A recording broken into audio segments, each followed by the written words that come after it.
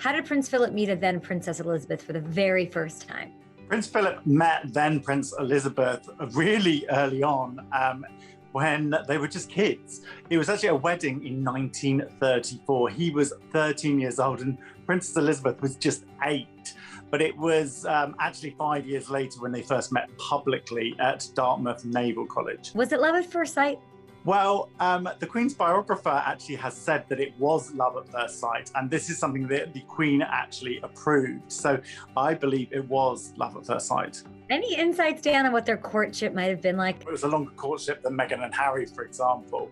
And there was a lot of love letters. They wrote to each other during the war and at one point exchanged photographs. In fact, Philip kept a photograph of Princess Elizabeth in a leather frame on the ship that he served on during the war. And apparently they're very romantic.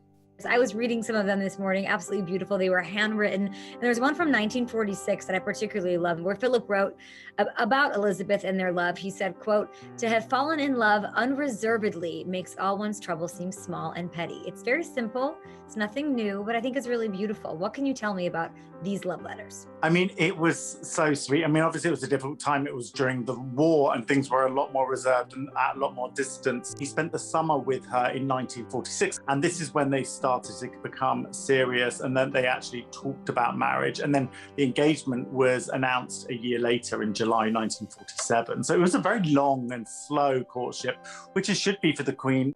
Was there anyone that was opposed to the relationship?